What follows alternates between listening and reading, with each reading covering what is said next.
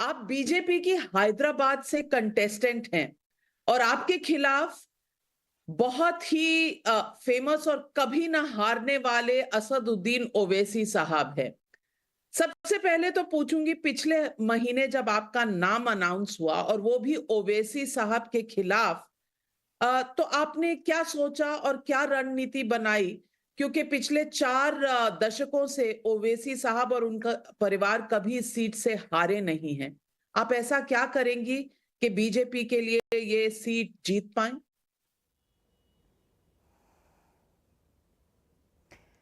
नाविका जी, पहली बात तो ये है कि इतने सालों से जो सच को बाहर निकालने के मौके मैं ढूंढ रही थी, ऐसा लगा कि मुझे भगवान ने बीजेपी पार्टी के तरफ से मोदी भाई के रूप में ये मौका दे दिया है ताकि उन सारे सच मैं बाहर निकालूं, इस देश के सामने रख सकूं।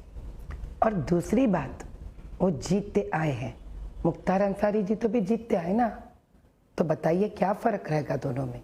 ये लोग ऐसे ही करते हैं, दंगा फसाद करते हैं, लोगों को डराते हैं, बोगस वोट्स निकाल लेते हैं और इसी प्रकार से वो लोग जीतते हैं। हमारे पास तकरीबन 2000 पोलिंग बूथ है। माधवीलता जी, पहले बीआरएस की सरकार थी, अब कांग्रेस की सरकार है। क्या आपका कहना है कि दोनों के दोनों ओवैसी साहब की पार्टी के साथ मिले हुए हैं? ये कोई आश्चर्य वाली बात नहीं है नाविका जी, देव ओपनली एक्सेप्टिंग दिस ना। अरे अगर ये अंदर का मामला होता, जैसे कि हमारे ऊपर ये लोग कहते हैं ना बी टीम, जहां पे कोई प्रूफ तक नहीं है, इनका तो बाहर ही बाहर प्रूफ है ना जी। वो लोग तो ओपन डिक्लेयर करे। जब बीआरएस है, बीआरएस एएमआईएम ओपन ही खुल्लम खुल्ला खुलासा में बात करे। ये लोग हम तो मिलके काम कर रहे हैं, हम मिलके पार्टनर्स हैं, हम मामू भांजे हैं, और वो लोग सारे काम मिलकर ही तो किए थे ना।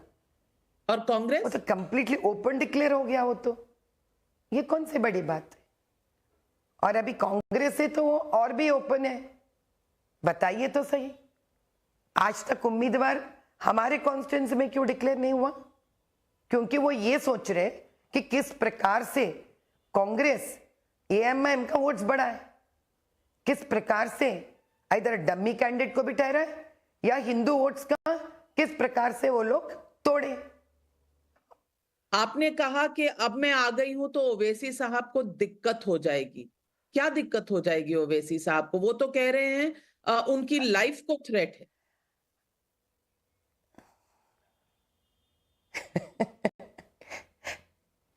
वो लाइफ थ्रेटन कहां से लेके आ रही इंफॉर्मेशन? सोशल मीडिया से। मेरा सोशल मीडिया तो भरा पड़ा हुआ है थ्रेट से, भरा पड़ा हुआ है नाविका जी। सोशल मीडिया में तो जो मन में आए आते बोलते रहते।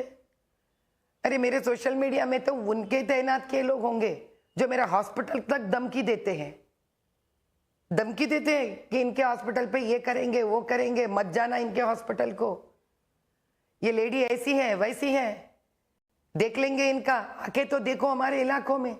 हमने तो कभी इनके बारे में बात नहीं की।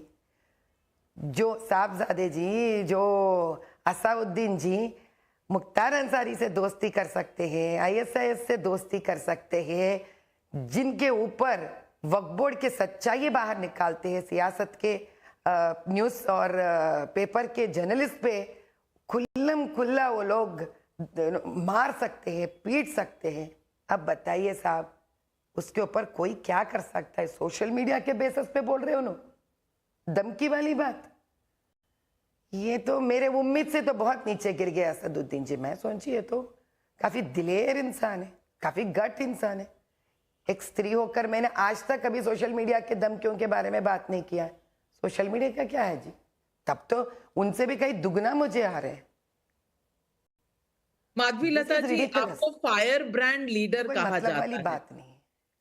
आपको फायर ब्रांड लीडर कहा जाता है और वहां हैदराबाद में भाईजान भी फायर ब्रांड लीडर हैं। बल्कि वो असदुद्दीन ओवैसी जी खुद नहीं, उनके फायर ब्रांड छोटे भाई भी हैं, जिनकी एक तकरीर बहुत फेमस हुई थी, 15 मिनट के लिए पुलिस हटा दो। अब आप इन दोनों के खिलाफ कैसे लड़ेंगी? इन दोनों के खिलाफ इसलिए मैं लड़ सकती हूँ क्योंकि ये लोगों का हिम्मत है झूठ, ये लोगों का हिम्मत है लोगों को दर्द पहुंचाना, ये लोगों का हिम्मत है मजहब को गाली देना, ये लोगों का हिम्मत है लोगों को बांटना, ये लोगों को हिम्मत है गरीब को और गरीबी में ढकेल देना। अगर ये हिम्मत से वो लोग राजनीति को चला सकते हैं तो क्या हम सच्चाई से राजनीति नहीं चला सकते नाविका जी? हम तो कभी किसी मजहब के बारे में गलत बात नहीं करते, हम किसी के दिल को ठेस नहीं पहुंचाते, हम गरीबों के साथ काम करते हैं। आज हम पॉलिटिक्स में आए जी तो 20 साल से तो हम उसी गरीबों के साथ हैं ना।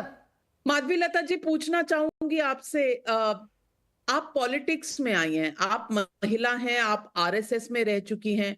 उधर राहुल गांधी जी हैं, वो कहते हैं आरएसएस कभी महिलाओं को जगह ही नहीं देती, कम से कम डिसीजन मेकिंग लेवल्स पर आरएसएस में कोई जगह नहीं है महिलाओं का। आप राहुल गांधी से क्या कहेंगे? मैं राहुल गांधी जी से कहूंगी, बड़े भाई राहुल गांधी जी, पहले आप कुछ कहने से पहले आपको स्वयं बरी में दिखना उतरना पड़ेगा, यानी कि you get on to the field and understand. RSS स्त्री को देवी मानती है, आरएसएस स्त्री को पूजती है, आरएसएस हर वक्त चाहती है कि स्त्री के कदम में ही पूरा देश और परिवार चले। ये सब समझने के लिए ना पहले भारतीय बनना पड़ता है। ओवैसी साहब कहते हैं कि आप मुस्लिम विरोधी हैं और वो बताते हैं कि चाहे 2014 का चुनाव हो, चाहे 2019 का चुनाव हो, 8% से ज्यादा मुसलमानों ने बीजेपी के लिए वोट कभी नहीं किया। तो एक तरफ ओवैसी जी हैं, एक तरफ बीजेपी की कैंडिडेट आप हैं, दोनों के ऊपर इल्जाम यही है, वो हिंदू विरोधी हैं, आप मुस्लिम विरोधी हैं। क्या जवाब देंगे जो लोग ये कहते हैं उन? नाविका जी, आपने कभी मेरे चैरिटेबल ट्रस्ट के वेबसाइट्स आपने देखे हैं तो प्लीज कृपया करके मेरे लिए 2 मिनट का तकलीफ उठाकर मेरे वेबसाइट्स ढूंढिए। 20 सालों से शायद मैंने मुसलमानों के साथ ज्यादा वक्त गुजारा है, शायद मैं पसमंदा औरतों को ज्यादा किया है काम और उनके लिए बेनिफिट्स भी। मोदी भाई जब मुझे चुने थे, एकमात्र यही सोच से चुने थे मुझे कि मुझे और मेरे मन में हिंदू और मुसलमान में कोई फर्क नहीं है। अब ये बताइए कहाँ से हम लोग मुसलमान के विरोध हो गए? कभी हमने किसी भी समय पे, मेरे पूरे पिछले सारे वीडियोस को आप जांच करिए, एक बार भी मैं मुसलमानों के प्रति एक गलत शब्द निकाला। हालांकि अगर आप मेरे वीडियोस ढूंढेंगे तो मैं यही कहती हूँ, इस्लाम एक प्यारा मजहब है, और ये आज नई बात करी हूँ मैं, 1-1.5 साल पहले ही बोल चुकी हूँ मैं ये बात। कभी कहा है उन्होंने राम पे गाली देते हैं, कौशल्या मैया के ऊपर असदुद्दीन जी और उनके भाई गाली देते हैं, अयोध्या पे गाली देते हैं, बतकम्मा हमारे यहाँ का फेस्टिवल है नाविका जी, कितना गंदा गाली देते हैं, बोलते हैं घूमते रहेंगे घूमते रहेंगे। कोई ऐसा डेमोक्रेटिक कंट्री में एक प्रशासन के अधिनेता ऐसा बात कर सकते हैं बताइए, जो इस देश में दूसरे मजहब के बारे में एक अच्छे सोच विचार नहीं रख सकते हैं? अरे आपके मन में है तो है, बाहर तो नहीं कहना चाहिए ना, तो आप किसको तसल्ली दे रहे हैं? उन चंद मुसलमानों के लिए जिसको आप खराब करके रख चुके हैं, जिसको लगता है आप हीरो हैं, केवल हिंदुओं को गाली देने से, हिंदू भगवान को गाली देने से, हमारा देवी देवताओं का अपमान करने से, और आप हिंदुओं को भड़काना चाहते हैं, और ताकि ये हिंदू इनके स्पीचेस की वजह से मुसलमानों के ऊपर नफरत पैदा करे। ऐसा होता है कोई राजनीतिक? ऐसा होना चाहिए? अरे अगर आप इलेक्शन जीतना चाहते हो, दो कौम को, दो मजहब को साथ लेकर चलिए ना, हम भी खुश हो जाएंगे, हम भी समझेंगे क्या वाह मुसलमान भाई है हमारा देश में भी, हम साथ देंगे आपको।